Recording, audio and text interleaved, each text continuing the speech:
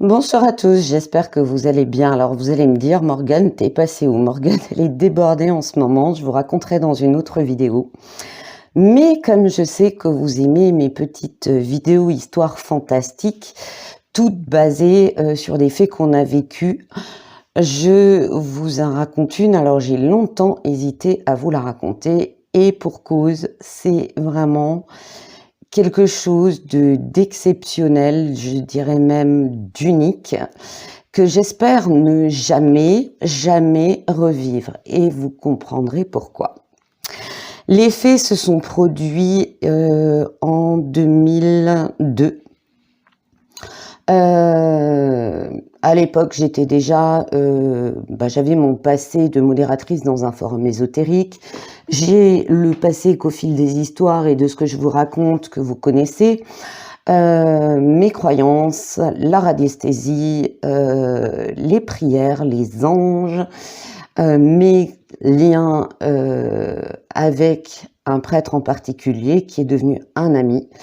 Le prêtre qui travaillait à la bibliothèque secrète du Vatican, qui faisait partie de la famille, et j'ai côtoyé d'autres religions et d'autres religieux. Ce qui s'est passé, c'était vraiment quelque chose d'extrêmement étrange. Donc vous le saviez à l'époque, quand j'étudiais la radiesthésie, j'étudiais des maisons en fait gratuitement. Je faisais des maisons avec des petits problèmes radiesthésiques, et comme j'étais médium, je prévenais et je nettoyais aussi des maisons. Alors nettoyer, c'est un grand mot. Je vous expliquerai au fur et à mesure aussi des aventures qui nous sont arrivées dans des maisons où il y avait des deux. Il y avait rien de trop méchant, parce que comme je vous ai déjà dit, les maisons qui ont vraiment des histoires extrêmement lourdes et dangereuses sont, Dieu merci, rares. Mais il m'est arrivé quelque chose auquel je ne m'attendais pas du tout. Et donc on est en 2002, on est en été de mémoire, je crois au mois de juin. Au mois de juin. Et j'ai les parents d'un ami à mon mari qui m'appellent, qui me disent, écoute, il y a un problème avec notre fils, que je ne citerai pas, pour des raisons de confidentialité. Donc je leur demande ce qui se passe, ils me disent, écoute, ça fait déjà quelques semaines qu'il devient de plus en plus bizarre, des fois sa voix change, il a des insomnies, il part, il dit qu'il doit rejoindre des gens, on ne sait pas qui c'est, donc son beau-père, parce qu'en fait les parents c'est le beau-père qui l'a élevé en fait, qui l'a suivi et qui le voit déambuler la nuit dans la forêt, devenir de plus en plus étrange, il ne mange plus, il a des attitudes bizarres, il commence à délirer, il l'emmène chez un médecin évidemment, qui le diagnostic, je crois qu'il l'avait diagnostiqué comme ayant une dépression. C'est vrai qu'à l'époque il était en couple et que ça n'allait pas très bien, mais il commençait vraiment à y avoir des attitudes étranges. Et donc il commence à me décrire que les derniers jours, il commençait à parler dans une langue étrangère qu'il ne comprenait pas du tout, qu'il avait des absences. En fait, il se rappelait pas que la nuit, il partait. Ça commençait à poser des problèmes au travail. Au travail, ils avaient aussi découvert qu'il avait un comportement étrange. Et donc, je leur dis, écoutez, s'il n'y a pas eu de maladie diagnostiquée aux examens, que son état s'aggrave, ils ont même consulté un psychiatre qui avait, je ne sais plus ce qu'il avait diagnostiqué exactement, mais qui semblait pas trop paniqué, qui disait « avec le traitement, ça va passer ». Mais évidemment, il ne lui avait pas parlé de certaines attitudes, comme parler des langues étrangères et des choses comme ça. Je ne sais pas si c'est par gêne, j'ai jamais trop su. Et donc, je leur dis, écoutez, peut-être qu'il y a un problème. Et c'est vrai qu'il traînait avec un peu des gens qui étaient dans l'occulte, mais je n'avais pas le fin mot de l'histoire. Donc j'avais demandé, est-ce qu'il a fait du spiritisme? À leur connaissance, non. Et lui, quand il lui posait la question, il disait, ça vous regarde pas, je suis adulte, blablabla.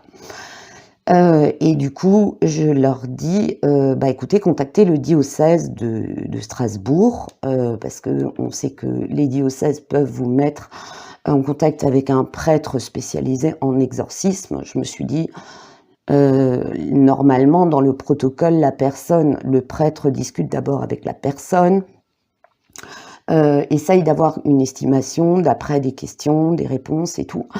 Et j'ai pas de nouvelles. 2 jours après, on m'appelle, véridique, on m'appelle. On me dit, on est en route, on va venir, il faut que tu aides notre fils. À l'époque, je travaillais à mi-temps, parce que j'avais mon garçon qui était tout petit. Je faisais aussi beaucoup de remplacements. Et donc, je suis genre, ok, parce que tu entends une maman en état de crise de panique, qui dit, écoute, on a essayé de joindre le diocèse, on n'y arrive pas, donc on arrive. Et là, je me dis, mais qu'est-ce que je vais faire? Ce qu'il faut savoir, c'est qu'à l'époque, comme je m'intéressais beaucoup aux anges, à la spiritualité et tout, j'avais toute une collection de prières, dont la prière de l'exorcisme du Vatican. Mais je me suis dit que cette prière, je l'aurais juste comme, voilà, une prière de plus dans mon grand cahier de prières. J'en ai tout plein, même en latin. Mais je me suis dit, bon, bah, voilà, j'ai cette prière, je la garde, mais elle me servira jamais. Dans ma tête, c'était bien clair qu'elle me servirait jamais. Et donc, ils avaient quand même pas mal de route à faire parce qu'ils habitaient pas la porte à côté. Et du coup, je me dis, waouh! Mon mari, à l'époque, travaillait en équipe. Heureusement, il était là. Et je lui dis, ton ami arrive avec ses parents, ça va pas du tout. Et j'étais pas partie pour utiliser des prières de dégagement et d'exorcisme, du tout. J'étais partie pour parler avec eux, avec lui éventuellement. Une fois arrivé à la maison, essayer de joindre mon ami qui est prêtre, de dire, écoute, faut qu'on vienne te voir ou tu viens à la maison parce que voilà, j'ai un ami en détresse. Mais j'étais pas partie moi personnellement pour faire quelque chose. Et là, les choses se compliquent parce que j'arrive pas à joindre mon ami qui est prêtre. Je n'arrive pas à joindre le diocèse. Il y avait un répondeur. Et je me dis, bon, on va mettre des protections. On va nettoyer la maison le temps qu'il arrive. On a fait tout un protocole, mais très rapide. Et il sonne à la porte. Et là, c'est le choc de ma vie. Pourquoi? L'ami de mon mari était devant la porte et ses 2 parents derrière lui. Et j'ouvre la porte. Déjà, j'ai eu un choc parce qu'il avait beaucoup maigri. Il était blanc, mais pâle, les joues creusées, et t'avais l'impression que c'était un zombie. Mais véridique, hein, il était d'habitude, c'est le gars, pour rigoler, si t'ouvres pas assez vite la porte, il va toquer, il rentre en rigolant, il fait une blague, il demande comme... Mais vraiment, c'était choquant parce que d'un être plein de vie, hyper positif, tout va bien, le ciel pouvait lui tomber sur la tête, j'avais quelqu'un de complètement éteint. Et surtout, ce qui m'avait choqué, c'est que, alors bon, il est très typé latino. Il a la peau très légèrement mate, il a des cheveux brun foncé ondulés, magnifiques, et des beaux yeux noisettes. Et c'est vraiment... moi, je disais toujours, il a la tête de l'archange Michael. C'est comme ça que je me le représente. Tu vois, le brun, quoi, le beau brun, quoi, avec les ailes dans le dos, l'épée et tout. Bref, Morgane, arrête de dévier. Et donc, la première chose qui m'a choquée, c'est que non seulement il était hagard, pas de bonjour, rien, mais vide. Et surtout, ses yeux bruns, l'iris, étaient devenus complètement noirs. C'est-à-dire comme quelqu'un qui serait en hypermydriase, les pupilles tellement dilatées que c'est tout noir. Alors, il avait le blanc des yeux, on est bien d'accord. C'est pas comme dans les films où les yeux deviennent complètement noirs, Dieu merci, parce que là, je crois que j'aurais fermé la porte aussi sec. Je suis courageuse, mais il faut pas quand même déconner, on est bien d'accord. Mais c'était surtout ce qu'il y avait dans le regard qui m'a raidie. Mais vraiment, j'ai pas pétrifiée, mais ça m'a, tu sais, comme un truc qui tombe, une espèce de sursaut que tu as quand quelque chose tombe brutalement, tu as le sursaut, tu te fiches.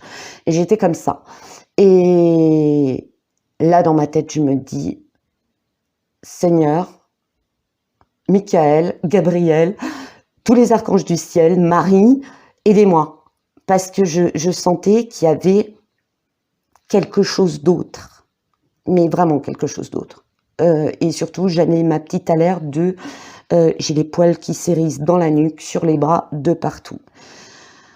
Sauf que face au regard désespéré de la maman, inquiet du papa, et pourtant le papa, enfin le beau-père, c'est pareil, c'est le gars calme, sage, d'une gentillesse, la maman toujours à plaisanter, toujours vivante, toujours à rire. Là, j'avais deux personnes, ouais, je dirais presque traumatisées, mais en tout cas extrêmement inquiètes, et l'ami de mon mari. Et tout se passe très vite parce que dans ma tête, je me dis waouh, là il y a un truc, va falloir que tu gères, ça peut être dangereux. Et j'étais partie pour discuter et je voyais qu'il n'avait pas de réaction. Sauf que par moments, il me regardait fixement, mais comme un psychopathe, vraiment comme un psychopathe. Et je sentais qu'au travers de son regard, il y avait quelque chose qui, pas qui me menaçait, mais qui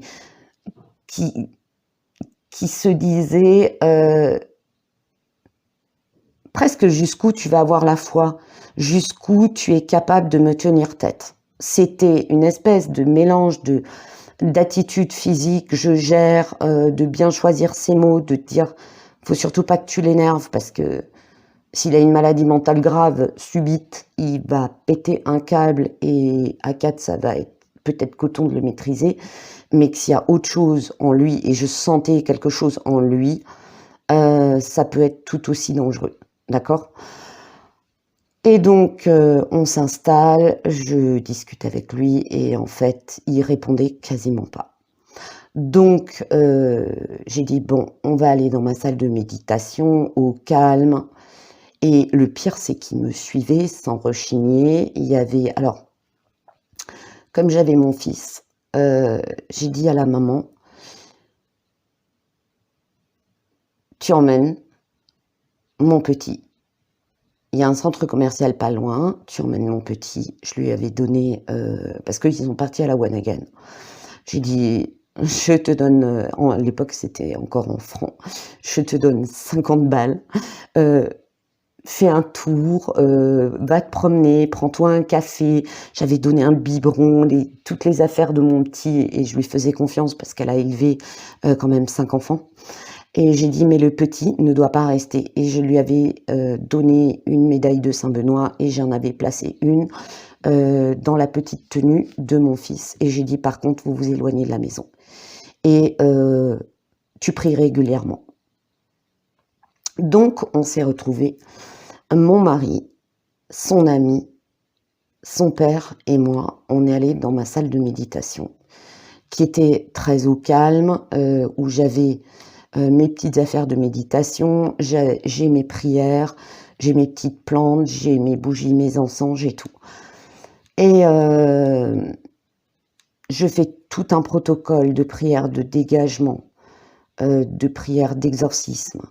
À un moment donné, c'était vraiment un truc, c'était très très bizarre parce que par moments il disait ouais, je me sens pas bien, fait trop chaud, et on voyait, il commençait à trembler des mains, des jambes, et puis bon, j'avais expliqué discrètement à mon mari et à son père qu'il devait rester près de lui au cas où il aurait des réactions violentes. Mais je sais même pas, franchement, si on s'en sortait à 3, si vraiment il pétait un plomb.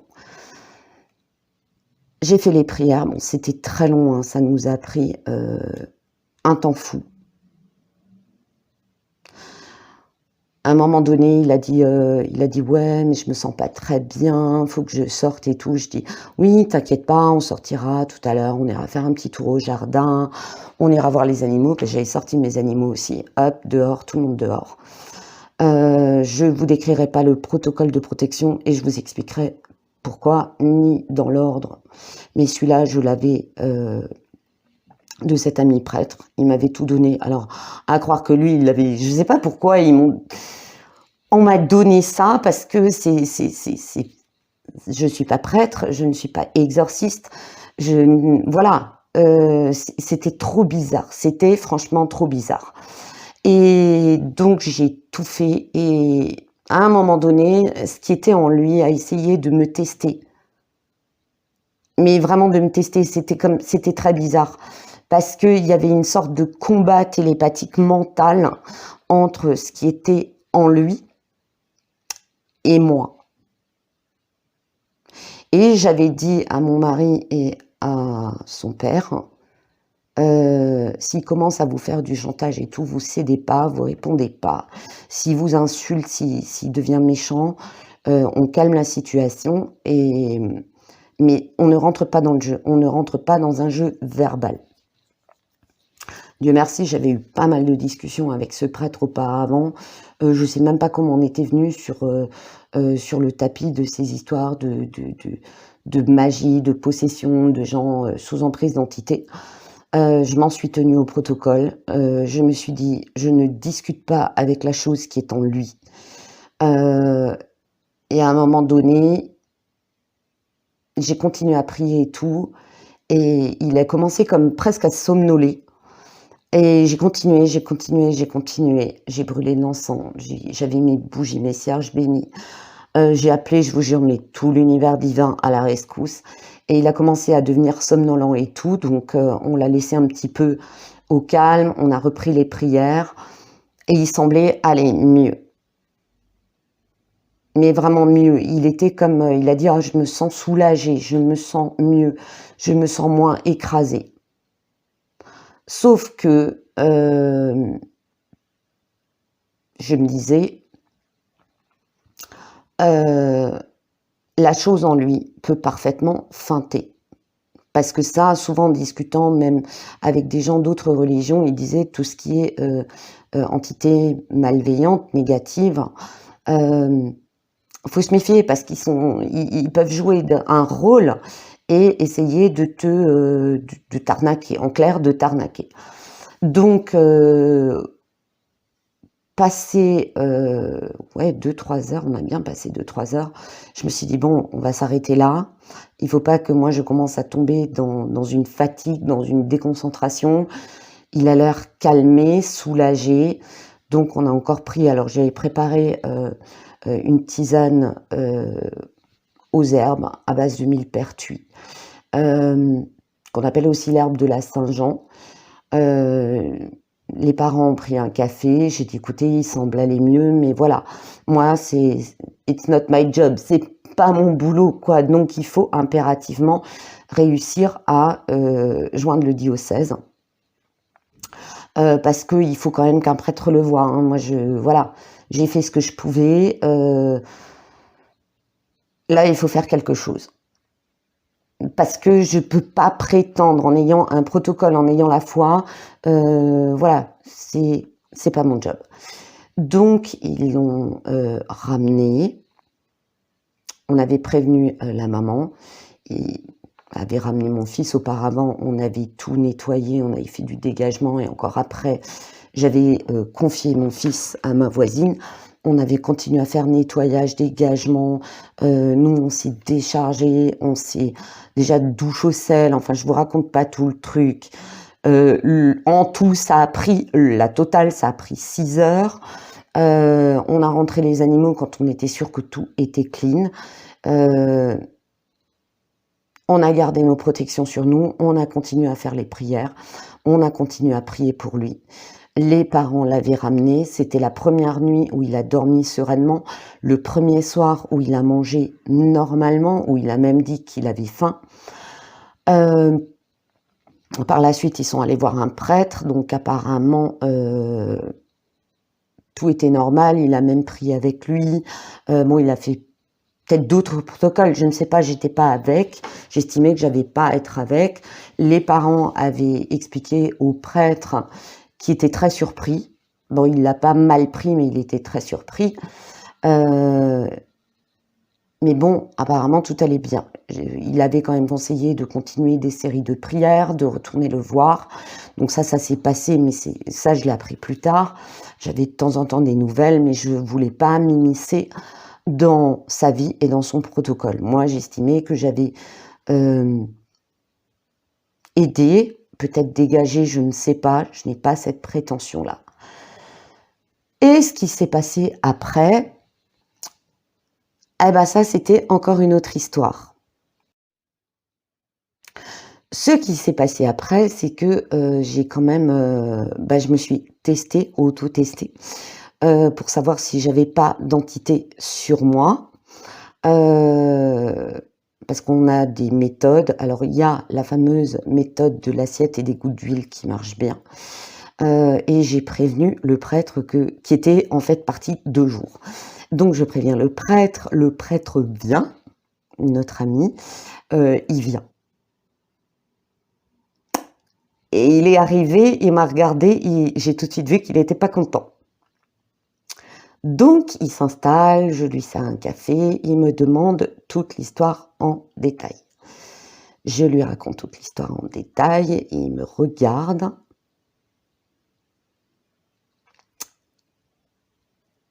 Et il me passe un savon, sans crier, sans hurler, voilà, parce que c'est quelqu'un de très calme, de très zen.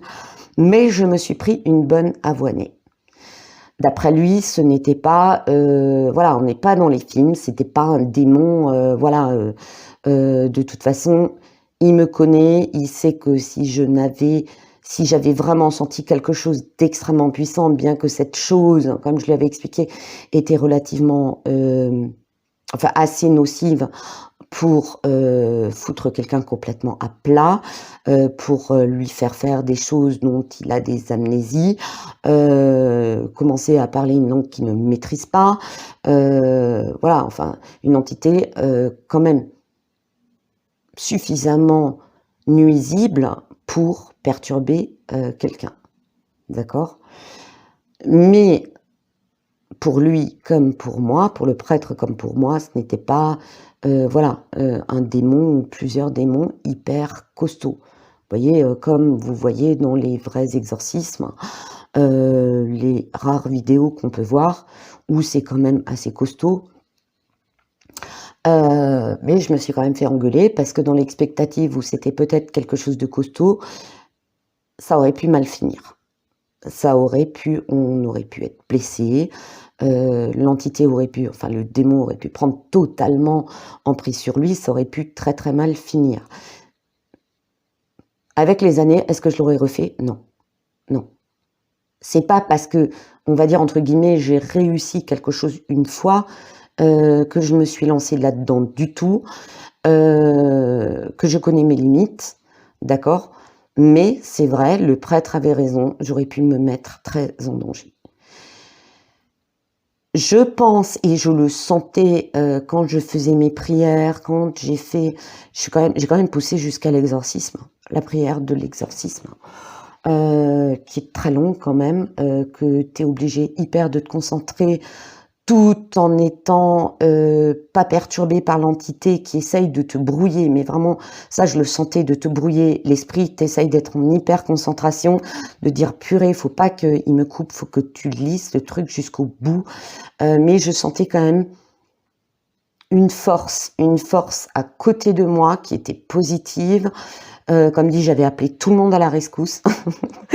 ça peut vous paraître drôle, mais je sentais vraiment qu'il y avait du monde qui était là. Je peux pas vous dire qui, parce que vu la situation, j'ai pas cherché à comprendre. Mais je sentais j'étais pas seule. J'avais de l'aide avec moi, j'avais sur l'ange gardien, mon ange gardien, l'ange gardien de l'ami de mon mari, l'ange gardien de mon mari, l'ange gardien du papa. Il y avait du monde autour de nous, mais il y avait plus puissant que nous qui était là pour nous épauler, nous aider. Et on l'a tous senti. On l'a tous senti. Ça fait comme une espèce de cercle autour de nous, de protection, mais très puissant. Et puis en même temps, je sentais cette énergie qui me donnait de la force et du courage, parce que c'était vraiment comme une espèce de, vous savez, un bras de fer entre deux camionneurs, quoi. Le gars, je sentais aussi que l'ami de mon mari essayait de maîtriser, de pas péter un plomb, parce que c'est vrai qu'il y avait des moments, il me regardait, mais vraiment fixement, méchamment. C'était un regard, mais t'avais l'impression que t'avais le néant qui te regardait. C'est assez difficile à expliquer. Le néant, la malveillance, et j'évitais de trop croiser son regard, c'était très furtif. J'évitais de le fixer dans les yeux parce que je sentais qu'à ce moment-là, l'entité essayait de prendre le dessus mentalement sur moi. Et on était vraiment protégés, mais c'est vrai que le prêtre avait raison, ça aurait pu être très dangereux.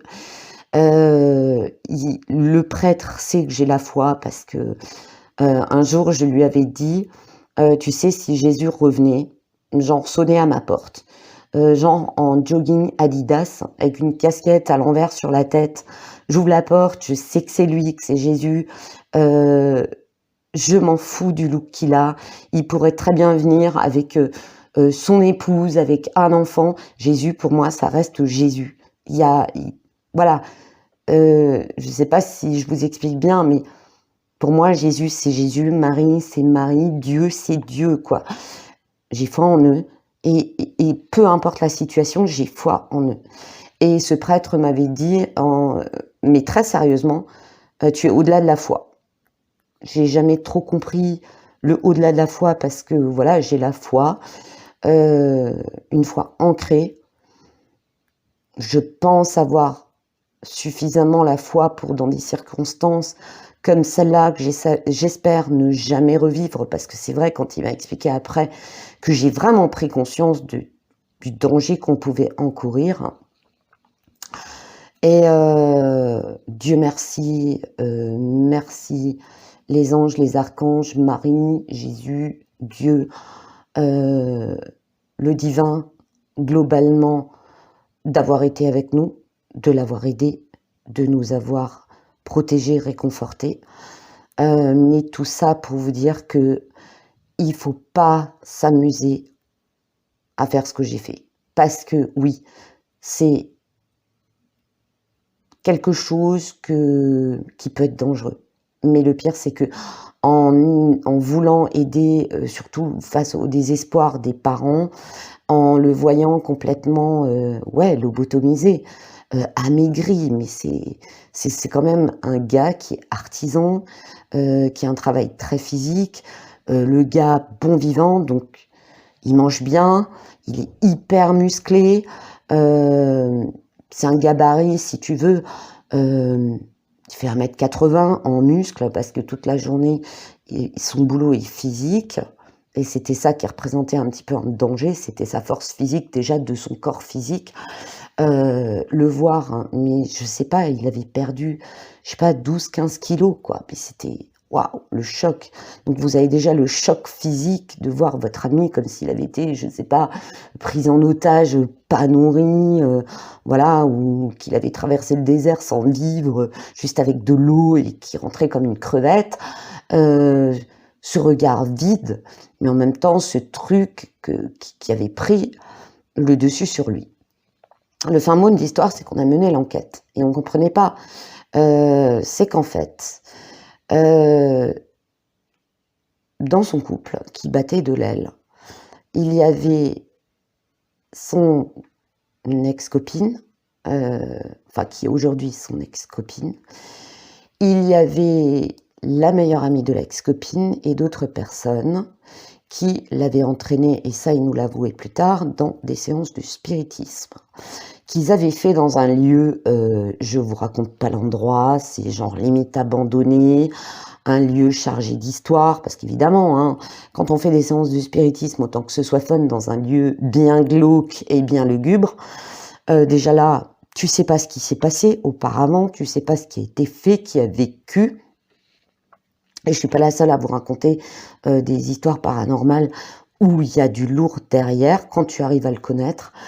Mais qu'en plus, cette fille avait fait des rituels de magie de sang en invoquant des entités pas très positives pour garder son copain. Donc, d'après le prêtre, il y avait effectivement il y avait quelque chose. On ne pense pas que c'était une entité voilà, d'un démon, d'un livre de démonologie, genre voilà, Prince des Enfers ou je sais pas quoi. Mais c'était quand même une belle, on va dire, petite saloperie qui lui avait bien pourri la vie, qui lui avait déglingué son psychisme, son mental, son corps physique, qui avait plongé tant les parents que les frères et sœurs dans le désespoir. Voilà. Donc après, l'autre prêtre qu'ils étaient allés voir avait quand même fait un petit travail de prière, d'eau bénite, tout ça, dans la maison des parents et la dépendance où vivait leur fils, puisqu'après, entre-temps, il s'était finalement séparé de sa copine. Et donc, voilà. Donc, ne vous amusez pas à faire ce que j'ai fait. Ne vous amusez pas à le faire. Je ne sais pas encore comment vous expliquer au jour d'aujourd'hui, véridique, hein, comment j'ai eu la force mentale de venir à bout de ça, que ça se passe pas en catastrophe. Tout ce que j'avais, c'était ma foi, j'avais la confiance dans les anges, j'avais la confiance dans les prières, j'avais la confiance en Dieu. Mais c'est vrai que quand j'ai ouvert la porte, que j'ai vu le regard, et qu'ensuite, au courant des prières, quand j'ai croisé le regard, heureusement qu'il y avait toujours ce petit truc qui me disait « T'es plus forte que lui. T'es plus forte que lui et tu ne le laisseras pas gagner. T'es plus forte que lui, tu ne le laisseras pas gagner. Dieu est avec toi, t'es plus forte que lui. Ne discute pas, ne le laisse pas te manipuler mentalement, ne le laisse pas rentrer, ouais, on va dire vulgairement, rentrer dans ton corps, hein, de sortir d'un corps pour aller dans un autre. Voilà. J'avais donné des consignes aussi aux parents de prier, de voir tous ensemble, eux et leur fils, le prêtre, pour qu'ils voient, parce que le truc, c'est que le côté mauvais du monde des esprits, et c'est pas pour rien qu'on l'appelle le malin, c'est pas pour rien. On sait pas, faut être extrêmement méfiant, et je pense que les prêtres qui font ça, les exorcistes, font extrêmement attention. Attention que l'entité ne revienne pas sur la personne, qu'elle ne puisse pas, je pense, s'attaquer à une autre personne de l'entourage. C'est vraiment des situations, comme dit, je l'ai vécu, je l'ai fait. Je me suis fait engueuler à juste titre, enfin engueuler... Ouais, je me suis pris une bonne avoine, je me suis fait passer un bon savon, voilà, et oui, c'était à juste titre. J'en ai vraiment pris conscience après. Ne vous amusez pas à faire ça. Non, on ne fait pas des exorcismes comme ça à la one again. C'est pas un truc que je m'amuserais à refaire. Je l'ai fait de bon cœur dans l'urgence, mais je ne le referai pas. Ça, c'est une évidence. Et quand je vois certaines personnes qui proposent des exorcismes, qui n'ont aucune formation, j'en avais pas plus qu'eux, hein, je vous assure. J'avais peut-être plus de connaissances qu'eux, mais je n'avais, voilà, du tout. Je suis pas prêtre, exorciste. Donc c'est des gens qui jouent à des choses extrêmement dangereuses. Et il y en a qui le font sur YouTube, qui vous proposent des exorcismes. C'est dangereux. C'est dangereux. Franchement, ne le faites pas, c'est dangereux. Alors il y en a peut-être, c'est du fake, hein, j'en sais rien. Et voilà, c'est peut-être pas des gens qui sont sous l'emprise d'une entité. J'espère pour eux parce qu'un jour ça peut se retourner contre eux et ça peut très très mal finir.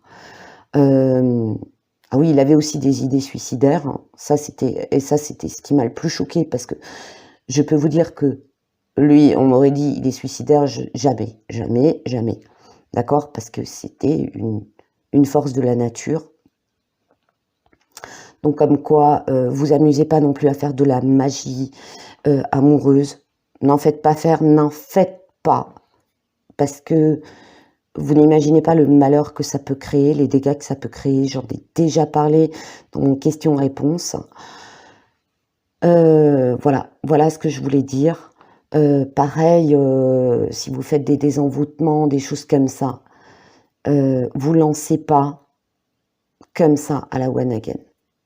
Quel que soit le dégagement, le nettoyage, l'exorcisme entre guillemets, parce que moi j'estime que j'ai pas fait un véritable exorcisme, j'ai plus fait de l'ordre du dégagement que du véritable exorcisme tel qu'on le voit, le vrai, mais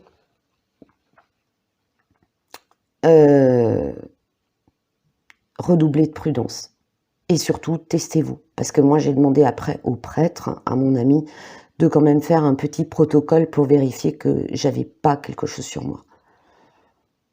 Parce que c'est pas parce que vous avez l'impression qu'il y a rien. Parce que après, quand on a mené notre enquête, entre le moment où ces trucs de spiritisme complètement tordus et la date estimée approximative où le rituel de magie rouge a été fait, s'est écoulé un temps où il était parfaitement normal, où il s'est rien passé, où il était de nouveau, entre guillemets, amoureux de sa copine, et où ça paraissait même pas anormal aux yeux de l'entourage, de la fratrie, des parents, voilà, même vis-à-vis de nous. Voilà.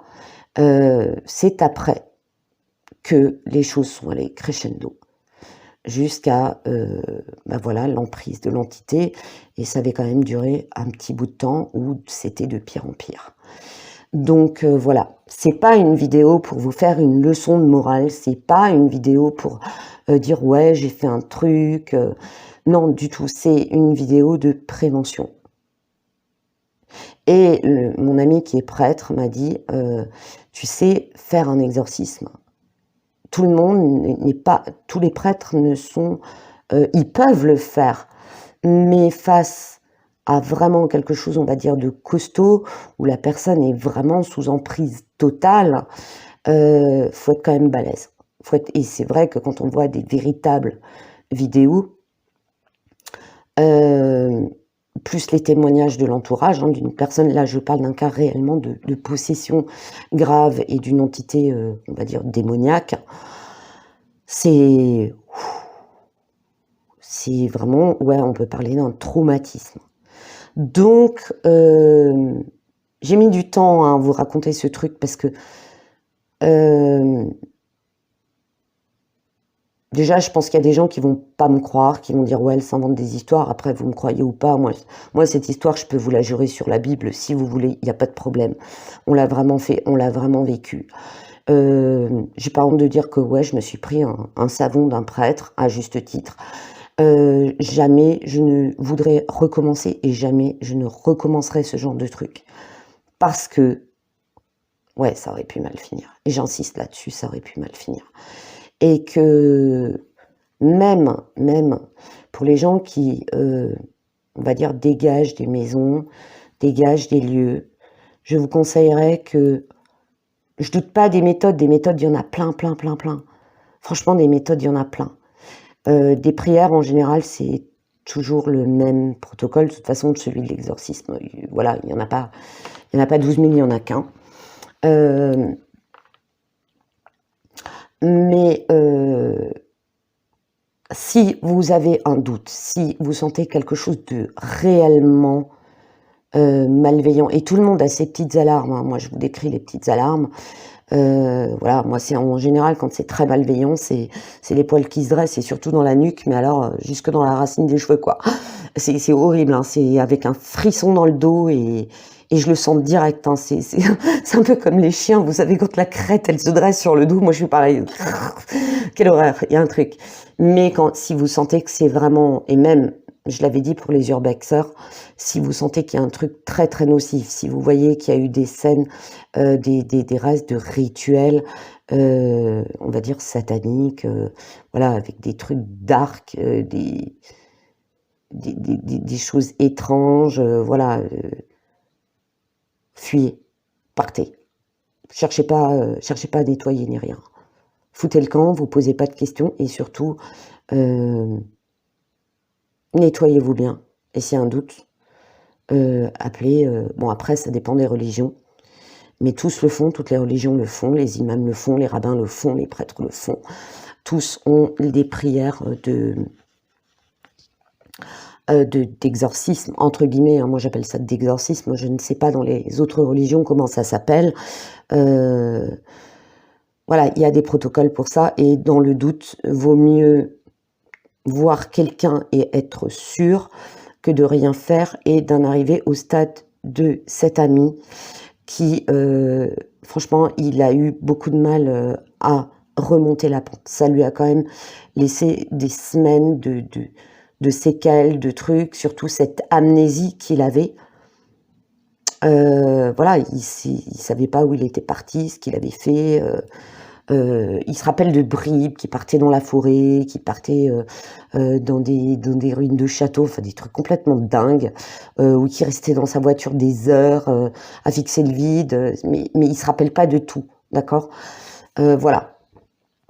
Donc c'est juste pour vous dire, ne faites pas n'importe quoi, ne vous amusez pas à faire n'importe quoi. Je vois aussi des fois des gens qui parlent à tort et à travers dans des urbex, dans des trucs de titiller les démons. Moi, je me rappelle de cette fameuse émission extrêmement connue, vous savez, là, des urbexeurs américains. J'en avais déjà parlé de l'île, vous savez, de l'île de la Peste, près de Venise, où le gars, il avait carrément provoqué les esprits, il a fini possédé. Ils l'ont dit après à la fin de l'émission, qu'ils avaient dû appeler un prêtre et tout. Ne vous amusez pas à faire du spiritisme, ne vous amusez pas.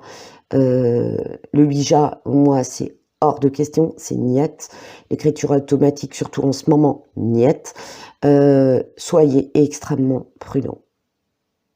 Après, c'est mon avis, c'est mes conseils, chacun fait ce qu'il veut.